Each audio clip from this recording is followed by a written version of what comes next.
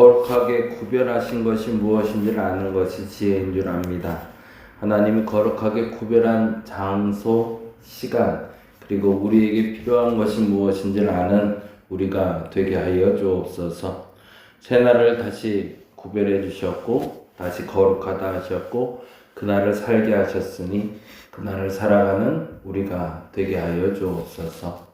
시간이 또 지나 내일부터는 사순절이 시작되는 성회 수요일입니다. 그 수요일부터 시작하여 신약 통독을 시작하고자 하는데 참여하는 모든 사람들에게 기쁨으로 동참하게 하여 주시고 부끄럽지 않도록 내게 구별된 시간을 잘 살아내는 우리가 되게 하여 주시옵소서. 감사합니다. 고마우신 예수님 이름으로 기도드립니다. 아멘. 아멘. 오늘은 출애굽기 25장에서 27장까지 보는 날이고요. 25장에서 27장 성막에 대한 이야기를 같이 좀 나눠보려고 합니다. 성막에 대한 이야기인데요. 25장 8절 9절 말씀 같이 읽겠습니다. 25장 8절 9절 기도할 때 말씀드린 대로 내일부터죠. 성회 수요일이 시작이 됩니다. 2월 14일부터 3월 31일까지가 사순절 기간이 되는데요. 보통 사순절은 기준이 되는 것이 성회 수요일, 제의 수요일이라고 해서 죄를 뒤집어 쓰고 회개하는 날이라는 말로 써서 제의 수요일이라고 부르고요.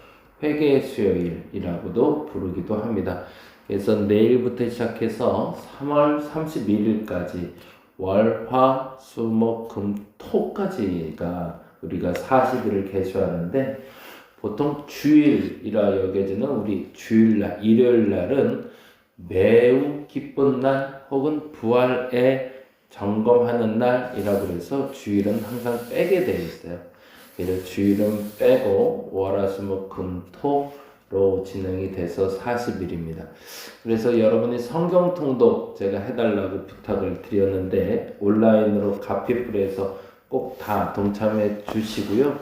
혹시 이번 주에 미처 이제 명절이라 함께 하지 못해서 도대체 난 어떻게 하는지 모르겠다라는 분은 단톡방 통해서 다시 한번 확인하셔서 가입하시고 혹여 그 사이에 가입 못하신 분도 주일날부터 다시 동참은 가능합니다. 그런데 가급적이면 주변의 지인들 그리고 우리 온라인 단톡방에 속해 있는 모든 분들은 참여할 수 있도록 다시 한번 가입하시고 진행하시면 좋겠어요. 단순합니다. 핸드폰에서 어플이라고 그러죠. 갓피플을 다운받으신 다음에 다운받으신 갓피플에서 제가 링크를 보내드렸어요.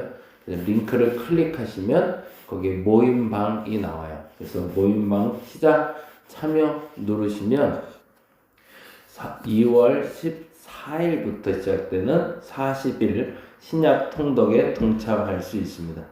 그리고 조금만 더 말씀드리면 왜 이게 좀 중요하니까 그러면 이제 매일 정해진 본문이 나오는데 세 가지로 읽을 수 있어요. 클릭하시자마자 이제 첫째 날이라고 시작이 될 텐데 내일부터 그럼 첫째 날 하면서 음성이 쫙 올라올 거예요. 음성을 들으셔도 되고 음성 듣기가 곤란한 자리라면 음성을 꺼놓으시면 스크롤이라고 그러죠. 쭉 올라가는 그래서 성경 한 장 한 장을 다 볼 수 있도록 자동으로 이렇게 쭉 위로 올라가 줄 겁니다. 참 그게 안 되시는 분들은 이렇게 하셔야 돼요. 개역 개정편 아마 다 보실 수 있을 텐데 혹시 몰라서 개역 개정편을 제가 선물로 하나씩 드렸어요. 선물 링크 들어갔으면 여러분이 원하는 성경 말씀을 볼 수 있는 개역 개정, 개역 한글, 표준 세번역 뭐 이런 식으로 쭉 링크 있는데 그 구입해서 여러분이 볼 수 있도록 선물 보내드렸거든요. 역시 그것도 다운받아서 하시면 되고 중요한 것은 그렇게 해서 여러분이 음성으로 들으셔도 되고 그냥 이렇게 눈으로 보셔도 되고 더 중요한 건데 내가 성경으로 봤다 그러면 여러분이 성경으로 본 만큼 체크를 하실 수 있도록 있어요. 처음엔 조금 헷갈리실 수도 있어요. 그런데 중요한 건 어쨌든 시작을 해놓으면 어떻게 하는지 이제 보이실 거고 혹여 이제 조금 나이가 있는 분들은 젊은 분들에게 좀 자제분들에게 부탁을 하셔서 물어보시면 어떻게 하는지 알려주실 겁니다. 그래서 모두 우리 청년들 그리고 청장년 함께 할 수 있는 모든 분들은 동참해서 함께 갈 수 있으면 감사하겠습니다. 자, 출애굽기 25장 8절에서 9절 같이 한 목소리로 읽겠습니다. 내가 그들 중에 거할 성소를 그들이 나를 위하여 짓되 물은 내게 보이는 모양대로 장막을 짓고 기구들도 그 모양을 따라 지을지니라. 아멘. 짧은 구절이기 때문에 다시 한번 읽어드립니다. 내가 그들 중에 거할 성소를 그들이 나를 위하여 짓되 물은 내가 보이는 모양대로 장막을 짓고 기구들도 그 모양을 따라 지을지니라. 아멘.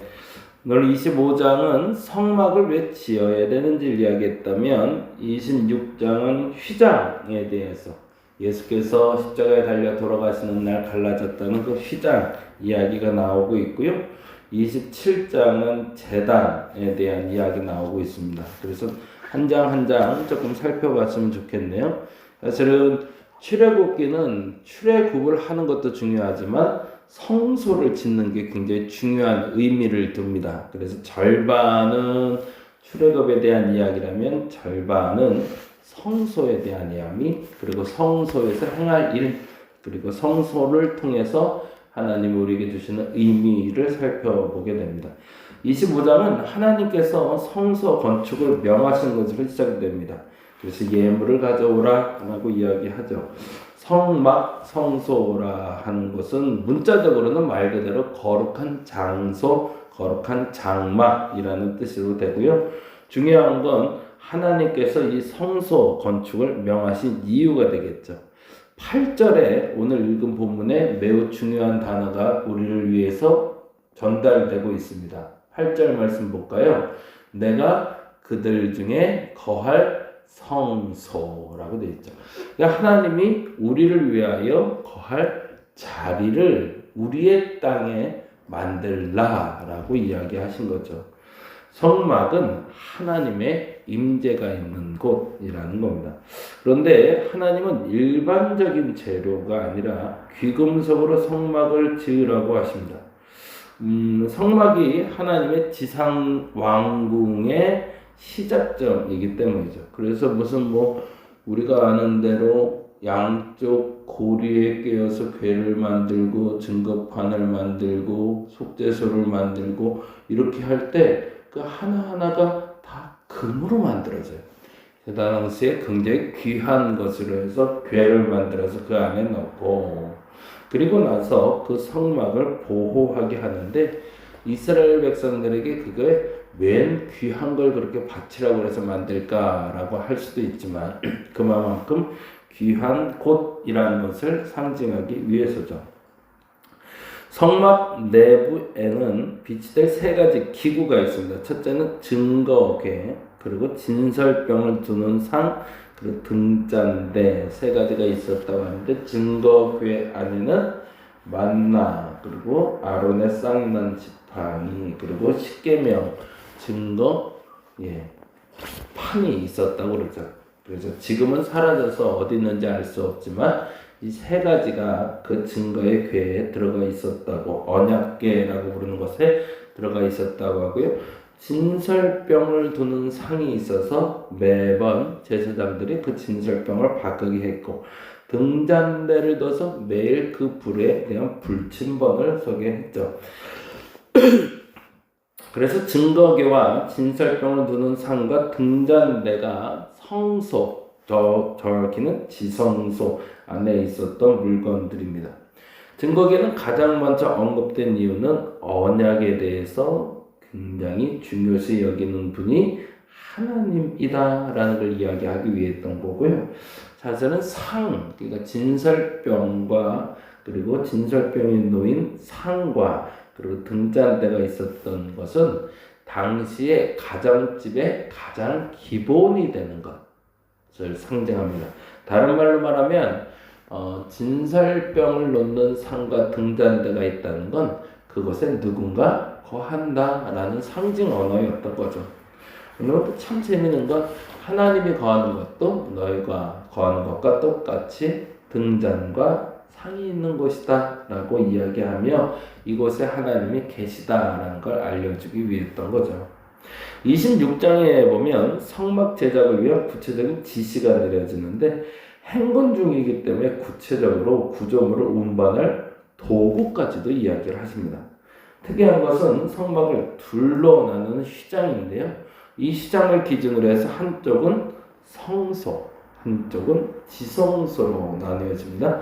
그래서 지성소에 들어가 있던 게 앞서 말씀드렸던 그렇죠. 증거계라 불렸던 언약계와 진설병을 도는 상과 등잔대가 있었고요. 성소에는 제물을 드릴 수 있는 준비를 갖추게 했죠. 성소에는 진설병을 두는 상, 등잔대, 그리고 언약궤가 있고요. 그리고 직접적인 임재를 상징하는 지성소는 휘장으로 막아 아무도 범접하지 못하는 장소로 구별하게 됩니다. 그런데 재미난 건 그 장소마저도 하나님은 예수께서 십자가에 달려 돌아갔을 때 갈기갈기 찢어버리시는 거죠. 그리고 너희들에게 구별된 장소는 없다가 아니라 그렇죠. 모든 곳이 다 구별된 장소다라고 선포하시는 거죠. 어떨 때 하나님이 우리와 함께 하시면 그곳은 어디든지 거룩한 장소가 된다라는 이야기를 했던 거죠. 27장은 제단의 위치에 대해서 이야기합니다. 제물을 바치는 제단을 성막 입구에 설치하라고 하고요. 그 이유는 누구라도 죄를 해결하지 않고는 하나님께 가까이 할 수 없음을 얘기합니다. 그래서 문을 열고 들어오자마자 죄에 대한 용서가 있으면 그 사람은 성소 안으로 들어올 수 있지만 그렇지 않으면 들어가지 못하게 만들었던 거죠. 폭이나 길이나 높이까지도 구체적으로 말씀하셔서 그 적당한 크기가 그들이 이동하기에도 용이하고 그들이 구별하기에도 용이하고 그들이 다시 설치하기에도 용이하게 만드신 다음에 그 성막을 치는 것이 단지 사람이 짓고 허물기도 좋은 성소였지만 그것을 짓고 그것을 무너뜨리는 것으로만으로도 구별된 것, 성별된 것을 상징하게 만들었던 겁니다. 오늘도 우리에게 구별된 장소를 하나님이 허락하십니다. 그래서 여러분이 이동 중에도 하나님이 그 거룩한 장소를 성막을 펴라 하시고 성막을 거두라 하실 겁니다. 여러분의 성막은 어딜까요? 어디까지가 거룩한 성소고 어디까지가 거룩하지 않은 장소일까요? 예수께서 오신 후부터 그리고 예수께서 돌아가신 후에 우리는 선포했습니다. 모든 곳이 거룩한 장소다라고. 여러분이 거하는 그곳마다 여러분이 그 거룩한 성소가 되어주시고 성소를 펼치시기 바랍니다.